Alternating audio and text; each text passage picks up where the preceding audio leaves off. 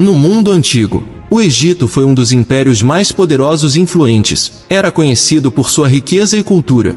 Os antigos egípcios eram hábeis arquitetos, engenheiros e artistas, e produziram alguns dos monumentos mais impressionantes e obras de arte do mundo antigo. Eles construíram pirâmides imensas, templos e outras obras públicas que serviam como símbolos de seu poder e civilização. Os antigos egípcios desenvolveram uma cultura sofisticada e uma economia baseada em grande parte no fértil vale do rio Nilo, que atravessava o coração do país. Os egípcios eram habilidosos em gerenciar as enchentes anuais do rio e usar sistemas de irrigação para distribuir água em seus campos. Isso lhes permitia produzir excedentes de culturas que poderiam ser trocados por outros bens e serviços. No cerne desse império estava uma rainha carismática e inteligente chamada Cleópatra. Ela ascendeu ao trono aos 18 anos após a morte de seu pai, Ptolomeu XII, em 50 a.C. Ela era conhecida por sua proteção às artes, e sua corte abrigava muitos dos artistas, escritores e estudiosos mais renomados da época. Cleópatra ela mesma era estudiosa e poetisa,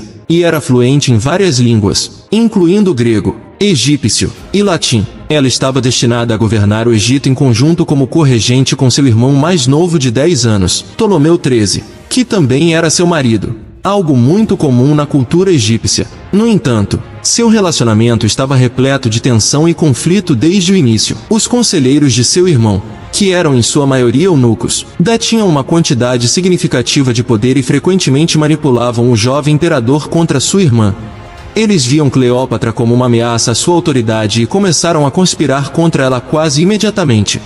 No entanto, Cleópatra era uma figura dominante e desejava governar com mão de ferro. Talvez fossem suas próprias ambições, ou apenas o fato de que seu irmão era jovem demais para governar. Ela tentou desempenhar um papel importante no governo do país. Isso a fez entrar em conflito com os nobres, que constantemente influenciavam o jovem faraó contra Cleópatra. Ela percebeu a situação tensa e entendeu que o governo conjunto não poderia durar muito tempo. Era uma questão de ela ou seu irmão.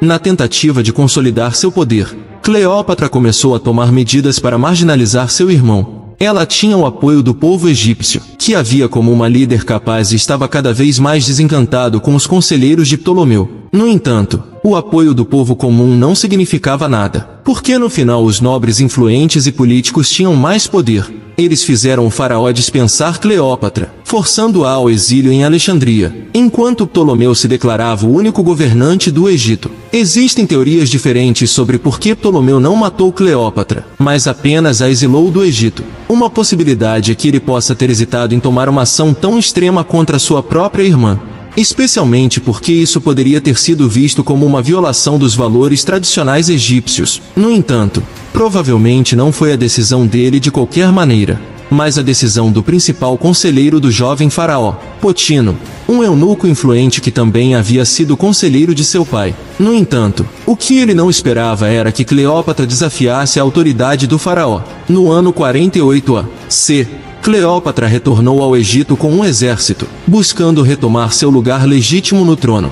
Ela desembarcou com suas forças na cidade portuária de Pelúsio, que estava sob o controle das forças de Ptolomeu.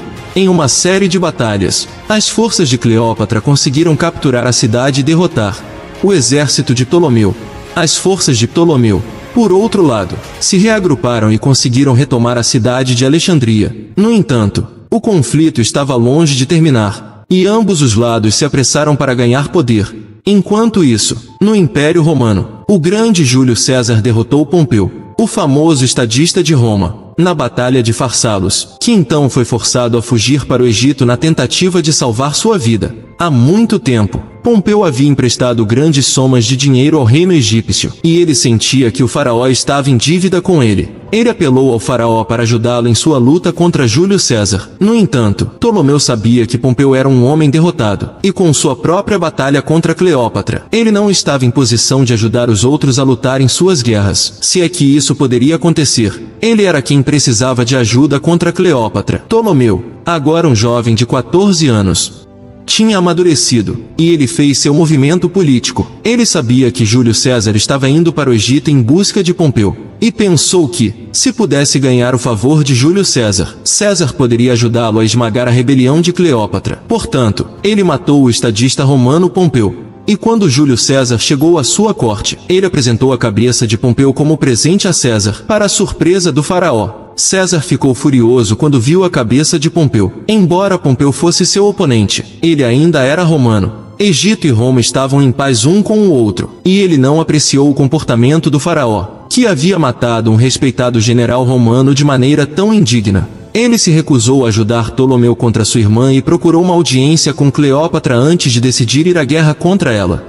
O faraó prendeu César e disse que não o libertaria até que ele concordasse em lutar ao lado dele contra Cleópatra. Assim que Cleópatra soube que Júlio César, o grande general militar romano, estava no Egito, ela supostamente se disfarçou de serva e se infiltrou nos aposentos de César para libertá-lo. Ela usou seu carisma e astúcia política para ganhar o apoio de César. Ela era exatamente o tipo de mulher que atrairia um homem como Júlio César. César sabia que a paz era importante no Egito, já que o grão e outros alimentos eram importados para Roma deste mesmo lugar. Devido às recentes guerras no Egito, houve interrupção no fornecimento, o que causou tumultos alimentares em Roma. E César queria resolver esse problema para sua república. Ele se aliou a Cleópatra, pois ela o impressionou não apenas como politicamente mais madura e capaz do que seu irmão, mas também por causa de seu charme e beleza. Os dois se aproximaram romanticamente e se apaixonaram. O relacionamento entre Cleópatra e César era, portanto, tanto político quanto pessoal. César era um gênio militar, e suas forças ajudaram o exército de Cleópatra a cercar Alexandria. E eles conseguiram capturar a cidade após vários meses de combates. Durante o cerco a Alexandria,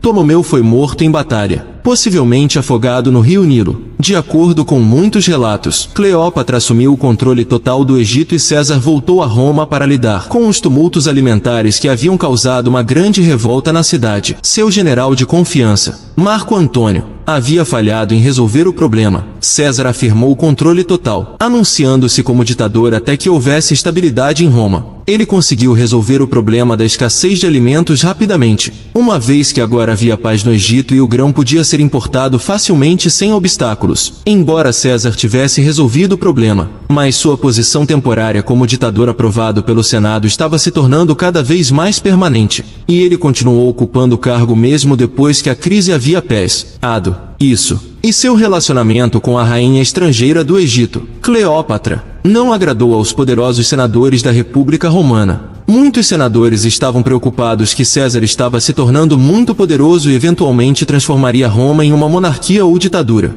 Eles também estavam preocupados com a maneira como César estava usando seu poder para minar a autoridade tradicional e os privilégios do Senado e de outras instituições políticas. Portanto, Júlio César foi assassinado por um grupo de senadores em 15 de março de 44 a.C., notícia que chegou a Cleópatra, e ela estava devastada tanto por sua perda pessoal quanto política. Cleópatra estava determinada a se aliar novamente a Roma porque ela entendia que Roma era uma potência dominante no mundo mediterrâneo naquela época, e que uma aliança com Roma seria crucial para a segurança e prosperidade do Egito. Ela temia uma invasão romana em seu próprio país, e seu relacionamento com César havia garantido que isso não acontecesse. Com César agora morto, ela recorreu a outros meios. Ela se aliou a Marco Antônio, um dos aliados e generais mais próximos de César, para garantir seu próprio trono e proteger o Egito de interferências romanas. Em 41 a.C., Marco viajou para o Egito para se encontrar com ela e negociar uma aliança. Cleópatra chegou de maneira impressionante, navegando pelo Nilo em uma barca decorada com velas douradas e roxas, com servos vestidos como cupidos abanando. Antônio ficou deslumbrado e os dois iniciaram um caso de amor apaixonado que duraria pelo resto de suas vidas. Cleópatra usou sua influência sobre Antônio para promover seus objetivos políticos. Juntos, eles formaram uma aliança contra Octaviano, que não era outro senão o próprio filho adotivo de César. No entanto, a reputação de Antônio foi prejudicada quando ele se divorciou de sua esposa romana para se casar com Cleópatra e teve vários filhos com ela, o que o fez parecer um fantoche da rainha estrangeira. Em 31 a.C., Octaviano declarou guerra a Antônio e Cleópatra, e seus exércitos se enfrentaram na Batalha de Ácio, na Grécia. Cleópatra era uma política e estrategista habilidosa, mas tinha pouca experiência militar. Antônio liderou o exército, mas seu julgamento estava nublado por seu amor por Cleópatra e seu hábito excessivo de beber.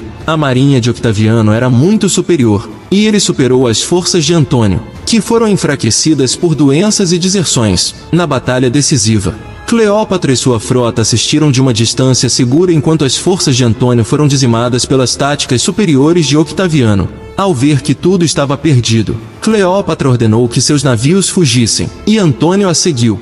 A batalha foi uma derrota esmagadora para sua aliança, e eles foram forçados a recuar para Alexandria, Egito. Octaviano os perseguiu, e após um cerco de vários meses, o exército de Antônio começou a abandoná-lo, enquanto o povo de Cleópatra começava a se voltar contra ela. Em agosto de 30 a.C., Antônio recebeu relatos falsos de que Cleópatra havia se suicidado, e desesperado ele tirou a própria vida. Quando Cleópatra soube de sua morte, ela resolveu se juntar a ele na vida após a morte. De acordo com a lenda, Cleópatra providenciou que uma cobra venenosa, uma áspide, fosse trazida a ela em uma cesta de figos. Ela então permitiu que a cobra picasse, e ela morreu pelo veneno. Sua morte não apenas marcou o fim da República Romana e o início do Império Romano, mas também o fim da dinastia Ptolemaica, que havia governado o Egito desde a morte de Alexandre o Grande, em 323 a.C. Após sua morte, Cleópatra se tornou uma lenda e um símbolo de poder e independência feminina. Ela foi retratada em inúmeras obras de arte, literatura e cultura popular, enquanto sua vida e legado continuam a inspirar as pessoas até hoje. Fim do espetáculo. Não cobramos ingressos, mas se inscrever em nosso canal é um preço justo. Obrigado por assistir. Até a próxima.